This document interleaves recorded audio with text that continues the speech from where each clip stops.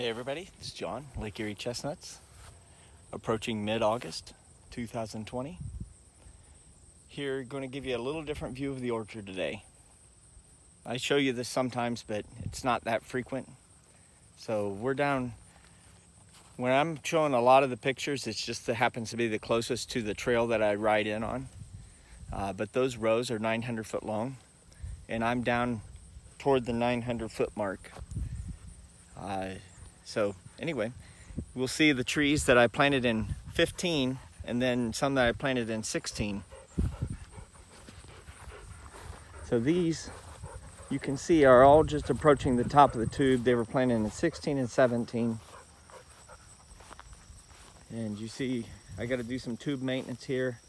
Got a weed competing. And this is not a set it and forget it when you do the tube. The tube is purely to protect it from some rodents like rabbits and deer, but it doesn't stop voles, wasp, weeds from growing up. So if you look across here and look real careful, you can see trees intermittently that are a foot or two out of the top of the tube, and then some that aren't. And those are the ones that I planted more recently. But you can see I mow the rows. I haven't been able to weed eat the last couple times because I've been kind of slow on my maintenance of my weed eater. And my weed eater has two problems. One, the engine won't start. And two, the person that operates it started football practice. So I've had trouble getting my weed eater, my two combination pieces that make weed eating happen, to show up out at the farm. But you can see now we're moving into trees that were planted in 15. These are Dunstans from Dunstan parents here, all 6 foot, 7, 8. Got a couple down here that are much taller in this row. Then we got the ones that I planted in 15 that were 1 year bare root trees. And those trees are obviously have a step. And it's amazing to me the difference. You get 2 or 3 branches at 4 or 5 years, and then it just starts branching. You get much more mature branching.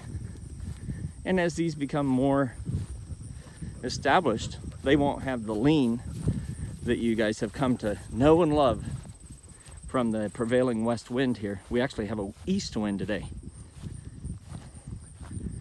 But you can see some of these, especially in the lower elevations, because they get kind of protected by the trees, don't have near as much of a lean. Now, this front one does, but the one beyond it,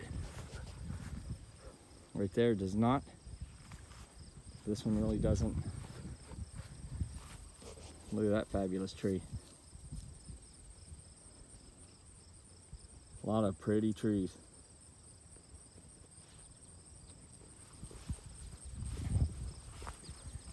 And you can see in this tube, there's a Y. That's at about 5 foot, 5.5 foot tall.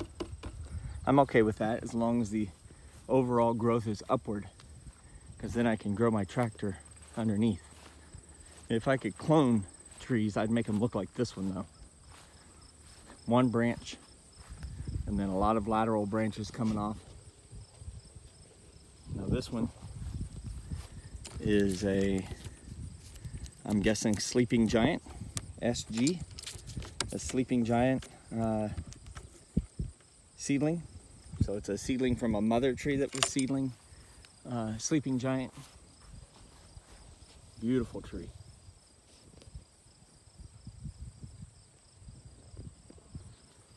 We'll go over and look at this one. This one's broken away, as you can see, and I've stopped retying them because I'm letting them get ready to hold themselves up. And next year, the tube's probably going to come off. You can see this one. Trunk's pretty big. Maybe 2 inches. Beautiful tree. A lot of branching. Again, poor burr production this year. I'd been pretty optimistic. Let's see what this one is. This one? Okay, this one says PQK, and I believe that means peach, ching, and core. 3 different seedlings that are all clustered together, and the millers in Ohio have said that those have been some of their best producers. And so I think that's just a tree that you don't know exactly the parent tree, but it's one of those 3. PQK. Good looking tree. All right, well, I just thought I'd show you this view from a little different view than I've shown you. Looking back up at the 900 row, 900 foot section, 31 trees, 30 foot apart.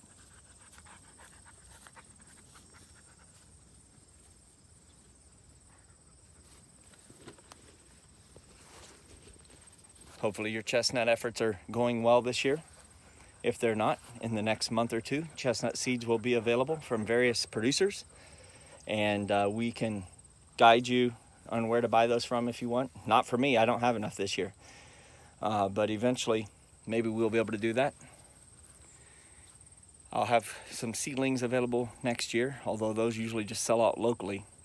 We got some pretty good response to my request to click that subscribe button.